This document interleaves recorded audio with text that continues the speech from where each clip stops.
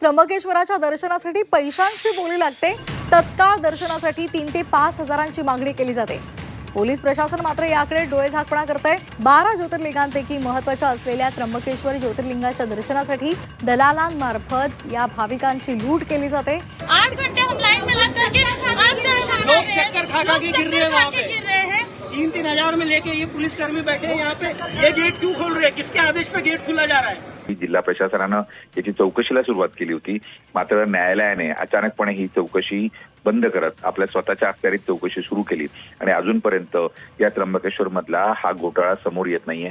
न्यायसंस्थेचाच न्यायाधीश या संस्थांवर अध्यक्ष आहे आणि असं असतानाही भाविकांची ही होणारी आर्थिक लूट खरं म्हणजे वेदनादायी आहे।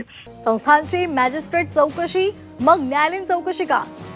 भक्तांच्या लुटीला पोलिसांचा आशीर्वाद आहे का, असे सवाल झी 24 तासने उपस्थित केलेले आहेत।